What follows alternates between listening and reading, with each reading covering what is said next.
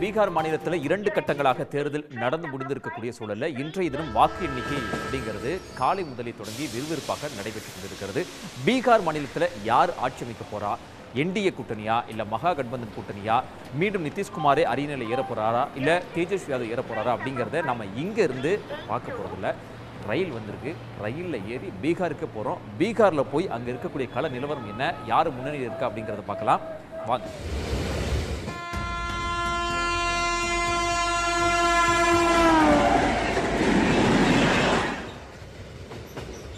பீகார் மாநில தேர்தல் முடிவுகள் நொடிக்கு நொடி தற்போது வெளியாகி கொண்டிருக்கின்றது. முதல் சுற்றுகளில் முன்னிலை பெற்றவர்கள் அடுத்தடுத்த சுற்றுகளில் பின்னடைவை சந்திக்கக்கூடிய ஒரு நிகழ்வை பார்க்க முடிகிறது. அடுத்தடுத்த சுற்றுகளில் பின்னடைவை சந்தித்தவர்கள் முன்னிலை பெறக்கூடிய நிகழ்வுகளும் தொடர்ந்து அரங்கேறி கொண்டிருக்கின்றன. இந்த பீகார் மாநில தேர்தலை பொறுத்த வரைக்கும் நாடு முழுமைக்கும் எதிர்பார்க்கக்கூடிய ஒரு தேர்தலாக மாறியிருக்கிறது. காரணம், எஸ்ஐஆர் என்னும் தீவிர அந்த வாக்காளர் திருத்த பட்டியலை தேர்தல் ஆணையம் மேற்கொண்ட விவகாரம். பீகாரில் 65 லட்சம் வாக்காளர்கள் நீக்கப்பட்டதாக எதிர்க்கட்சிகள் கடுமையான ஒரு குற்றச்சாட்டை தேர்தல் ஆணையத்தின் மீதும் பாஜகவின் மீதும் முன்வைத்திருந்தார்கள். ஓட்சோரி எண்ணக்கோடி என்று சொல்லக்கூடிய ஒரு விஷயத்தை மக்களவை எதிர்க்கட்சித் தலைவர் ராகுல் காந்தி முன்னெடுத்து சென்றார். இந்த பீகார் மாநில தேர்தலில் அது எதிரொலித்திருக்கிறதா அல்லது எப்படிப்பட்ட வாக்குகள் பதிவாகி இருக்கின்றன, அங்கு மேற்கொண்ட கட்சிகளுடைய பிரச்சாரங்கள் அவர்களுக்கு கை கொடுத்ததா என்பது போன்ற பல்வேறு கேள்விகள் நம்மிடையே எழுந்திருக்கின்றது. நாம் இப்போது பார்க்க இருப்பது எந்தெந்த கட்சி எந்தெந்த கூட்டணி முன்னிலை பெற்றிருக்கின்றன என்பதை பார்த்துவிடலாம். தேசிய ஜனநாயக கூட்டணி கட்சியை பொறுத்த வரைக்கும் பாஜக 85 இடங்களில் தற்போது வரை முன்னிலை பெற்றிருக்கிறது. ஜேடியு கட்சியை பொறுத்த வரைக்கும் 87 இடங்களில் முன்னிலை பெற்றிருக்கிறது.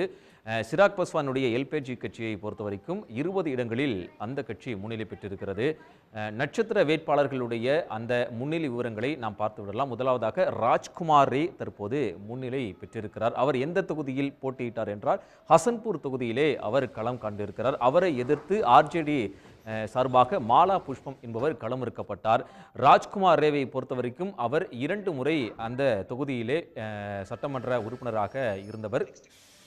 அடுத்ததாக ஆனந்த் சிங் இருக்கக்கூடிய அந்த முன்னிலை குறித்த விவரங்களை பார்த்து விடலாம். மொகாமா தொகுதியில் ஆனந்த் சிங் என்பவர் முன்னிலை பெற்றிருக்கிறார். அவர் 55,259 வாக்குகள் பெற்று தற்போது முன்னிலையில் இருக்கிறார். அவர் ஜேடியு சார்பாக களமிறக்கப்பட்டவர். அவரை எதிர்த்து போட்டியிட்டவர் ஆர்ஜேடி சார்பாக வீணா தேவியை பொறுத்த வரைக்கும் 40,081 வாக்குகள் தற்போது அங்கு பின்தங்கி இருக்கிறார். அவர் வீணா தேவியை பொறுத்த வரைக்கும் ஏற்கனவே அவர் எல்ஜேபி கட்சியில் பணியாற்றி கொண்டிருந்தவர். தன்னை கட்சியில் இணைத்து கொண்டு 2 முறை மக்களவை தொகுதி உறுப்பினராக இருந்தவர். அதன் பிறகாக தற்போது ஆர்ஜேடியில் தன்னை இணைத்துக் கொண்டார். அதன் தொடர்ச்சியாக இந்த சட்டமன்ற தேர்தலில் அவருக்கு சீட் வழங்கப்பட்டது. தேஜஸ்வி யாதவ் களம் கண்ட ரகோபூர் தொகுதியை பொறுத்த வரைக்கும் இந்த தொகுதி மிகுந்த முக்கியத்துவம் வாய்ந்த ஒரு தொகுதியாக பார்க்கப்பட்டது. காரணம், இங்கு இருக்கக்கூடிய வேட்பாளருடைய அந்த ஒரு அறிமுகம் தான். தேஜஸ்வி யாதவ் பொறுத்த வரைக்கும் 2 முறை சட்டமன்ற உறுப்பினராக இருந்திருக்கிறார். மிக இளம் வயதில் முதலமைச்சராகக்கூடிய ஒரு வாய்ப்பு தேஜஸ்விக்கு இருக்கப்பட்டதாகவே நம்பப்பட்டது. காரணம், அவர் எடுத்து பிரச்சாரம் செய்த அந்த வியூகங்கள், சமூக நீதி, வேலைவாய்ப்பு, நிர்வாக ஸ்திரத்தன்மை உள்ளிட்ட பிரச்சனைகளை அவர் தொடர்ந்து கையில் எடுத்திருந்தார். பீகாரில் நிதிஷ்குமார் ஆட்சி மிகுந்த மோசமான ஒரு ஆட்சியை கொடுத்து கொண்டிருக்கிறது. அங்கு சமூக நீதி இல்லை, வேலைவாய்ப்பு மிக மிக குறைவாக இருக்கிறது, இளைஞர்களுக்கு வேலைவாய்ப்பு இல்லை, பிற மாநிலங்களுக்கு வேலை தேடி செல்லக்கூடிய ஒரு நிலை இருக்கிறது. நான் ஆட்சி அமைத்தால் அதை நிச்சயம் மாற்றுவேன் என்ற ஒரு வாக்குறுதியை கொடுத்திருந்தார். கூடுதலாக சொல்லப்போனால் வீட்டுக்கு ஒருவருக்கு அரசு வேலை நிச்சயம் வழங்கப்படும் என்கிற ஒரு வாக்குறுதியை முன்னிறுத்தி அவர் இந்த தேர்தல் பிரச்சாரத்தை மேற்கொண்டிருந்தார். ஆனால் அவருக்கு இப்போ தற்போது முன்னிலை பெற்றிருக்கக்கூடிய ஒரு நிலை என்பது இருக்கிறது. 23,531 வாக்குகள் பெற்று தற்போது தேஜஸ்வி யாதவ் முன்னிலை பெற்றிருக்கிறார். அவரை எதிர்த்து போட்டியிட்ட பாஜக வேட்பாளர் சதீஷ்குமார் யாதவ் 23,312 வாக்குகள் பின்தங்கியிருக்கிறார்.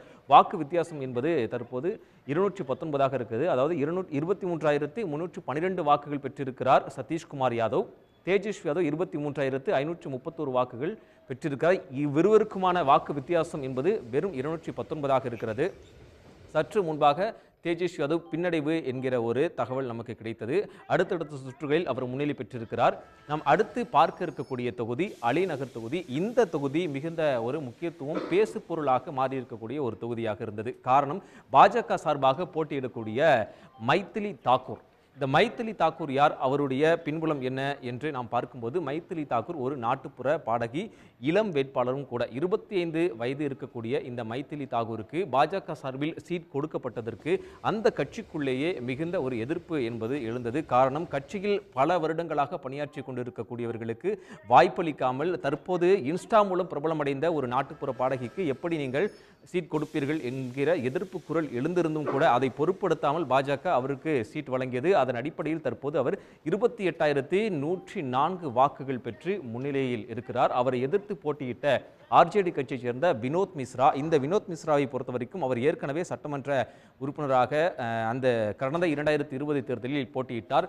அந்த போட்டியிட்ட அதே அலிநகர் தொகுதியில் அவரை எதிர்த்து போட்டியிட்ட லோக் பஸ்வான் கட்சி, விஐபி கட்சியைச் சேர்ந்த அந்த வேட்பாளர் 3000 வாக்குகள் வித்தியாசத்தில் வெற்றியை பெற்றார். அவருக்கு இரண்டாவது முறையாக ஆர்ஜேடி கட்சி தற்போது இந்த ஒரு இடத்தை வழங்கியிருக்கிறது. இருந்தாலும் கூட 21,311 வாக்குகள் அவர் பெற்றிருக்கிறார். இருவருக்குமான வாக்கு வித்தியாசம் என்பது 6,793 இருக்குது. தற்போது வரை நமக்கு கிடைக்கப்பெற்றிருக்கக்கூடிய தகவலின் அடிப்படையில் இந்தியா கூட்டணியுடைய நிலவரம் என்ன என்று பார்க்க போனால், காங்கிரஸ் 5 தொகுதிகளில் முன்னிலை பெற்றிருக்கிறது. ஆர்ஜேடி 30 இடங்களில் முன்னிலை பெற்றிருக்கிறது. சிபிஐ எம்எல்ஐ பொறுத்தவரைக்கும் 6 தொகுதிகளிலும், விஐபி இன்னும் ஒரு இடத்தில் கூட முன்னிலை பெறாத ஒரு நிலை இருக்கிறது. இந்தியா கூட்டணி கட்சிகள் பொறுத்தவரைக்கும் சிபிஐ ஒரு தொகுதியில் தற்போது முன்னிலை பெற்றிருக்கிறது. மார்க்சிஸ்ட் கட்சியை பொறுத்தவரைக்கும் ஒரு தொகுதியில் முன்னிலை பெற்றிருக்கிறது. நமக்கு தற்போது கிடைத்திருக்கக்கூடிய தேர்தல் ஆணையத்தில் இந்த தகவலின் அடிப்படையில் இந்த விவரங்களை நாம் பார்த்து கொண்டிருக்கிறோம். நேரம் செல்ல செல்ல, சுற்றுகள் செல்ல செல்ல மாறிக்கொண்டுதான் இருக்கின்றன நிலவரம். அடுத்தடுத்த நிலவரங்களில் யார் முன்னிலை பெற்றிருக்கிறார்கள், யார் பின்னடைவை சந்திருக்கிறார்கள், யார் ஆட்சி அமைக்கப் போகிறார்கள் என்பதை நாம் விவரமாக பார்க்கலாம். உடனுக்குடன் செய்திகளை தெரிந்து கொள்ள சன் நியூஸ் பெல் ஐகானை கிளிக் பண்ணுங்க.